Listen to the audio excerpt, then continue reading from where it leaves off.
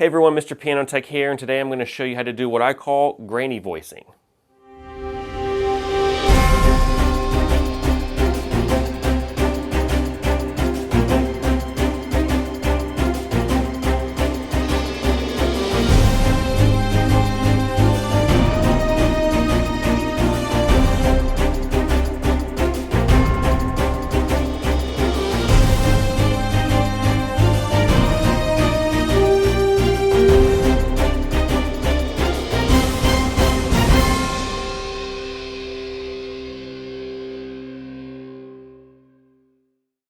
So what is grainy voicing? Well, first, what is voicing? Voicing is the shaping of the tone of the piano. An out-of-tune piano will give it a twangy sound and make it sound terrible if it's played alongside something that's already in tune, like if you were to play along with a song on the radio. Voicing, however, is how the piano actually sounds. Its tone or timbre, its softness, brightness. So is the piano mellow and soft, or is it bright and harsh? This is what voicing will alter.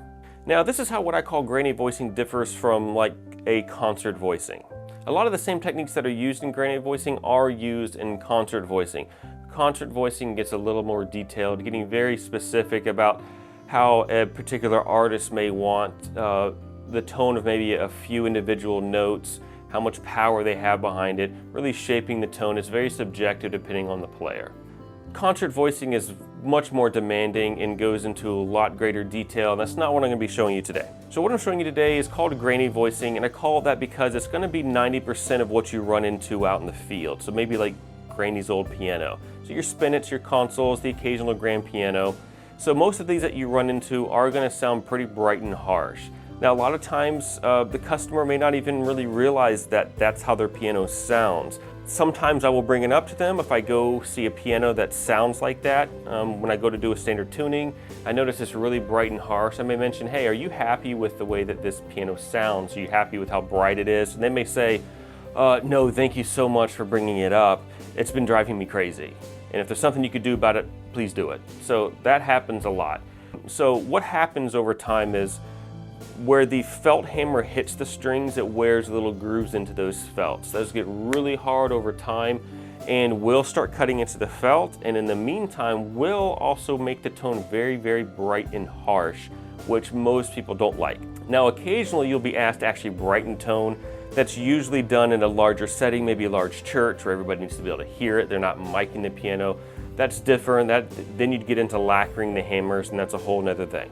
So what we do with grainy voicing is you can leave the action in the piano when it comes to the uprights. Grands, you still need to pull them, but in the upright pianos, you can leave the action in them.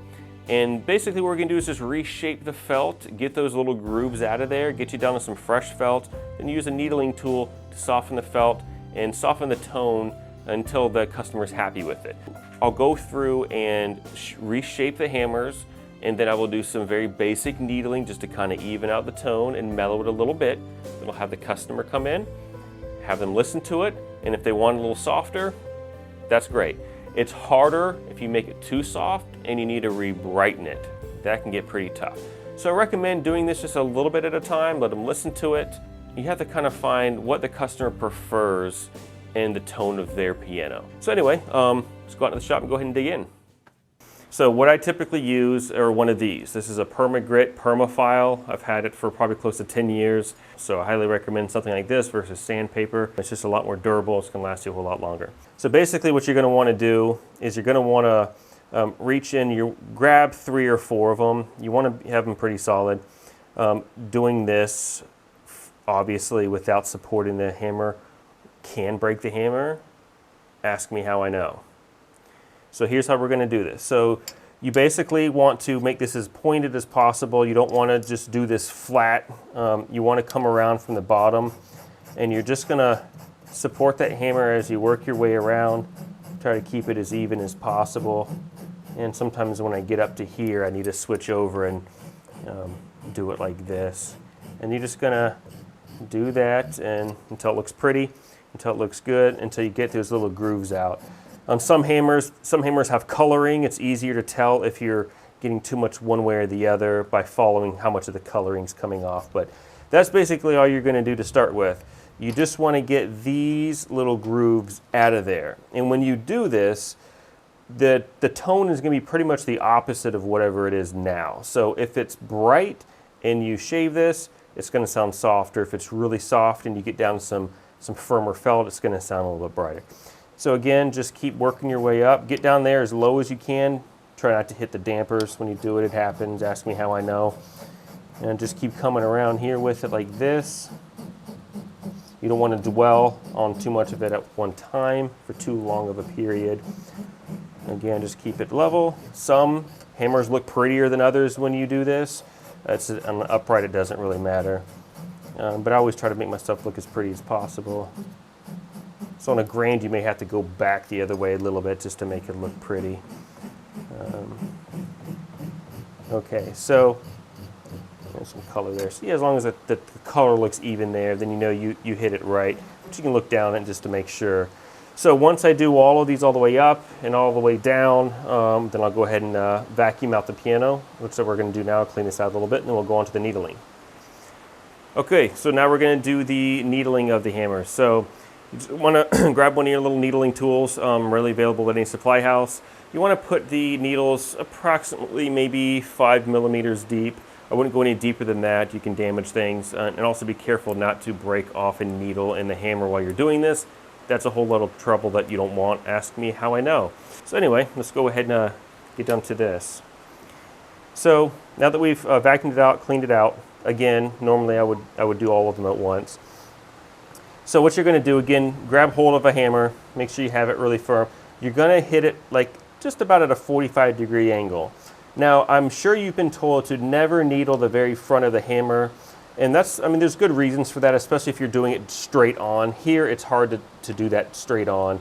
They do make shorter ones. You can get in here a little bit better with them, but this has always sufficed for me. In regards to needling the very front, it depends on the hammer. Sometimes they're hard as a rock. You have to needle on the front.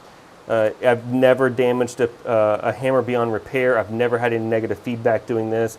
Now, I've had a needle on the front of quite a few pianos. Again, real world piano tech work. Sometimes you have to do what you have to do. So basically, I may start with like 1, 2, 3, 4, 5, maybe 5 little hits right there. Just at an angle that kind of cuts across the grain of where it actually strikes the strings.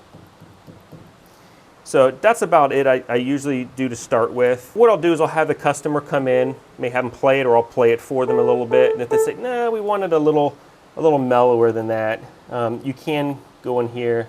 Just make sure they get in a little bit deeper. See if you can hear that's mellowing it.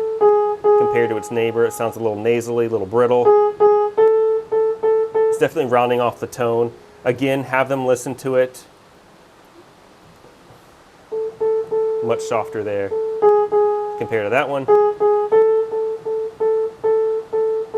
And once you go through and you do all these, you're going to dramatically change the tone of the piano. Now, I wouldn't keep doing that same spot like 24 times. You're going to wear out the felt.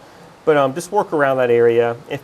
I've never had to pull an action out to do this, which is what you want to try to avoid having to do. So anyway, that's it. You're basically just going to do this a few times. See how it sounds to them. If you need to go a little bit deeper, you can. If you need to work yourself a little more towards the front, you can. You're just going to be limited to the shape and the materials. And sometimes, like I said, these are hard as a rock. They're already pretty much flat. They need a new set of hammers. But this will definitely bring a lot of life back into it, mellow it out quite a bit. So yeah, just get those grooves out. Do some simple needling on the front of them, all the way up, all the way down. And then just keep doing it until the customer's happy. That's about it. So that's it. This is a very simple technique you can use to dramatically alter the tone of a piano.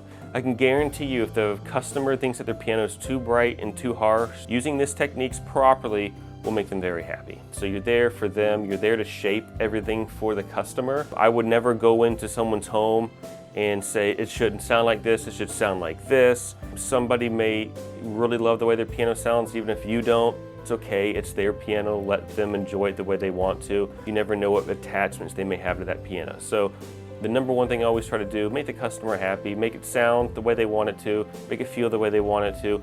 Do whatever you've got to do that sounds good to them so that they're happy with their piano. So if you like this video, please subscribe. Comments, questions, snide remarks, leave them below. And as always, stay tuned.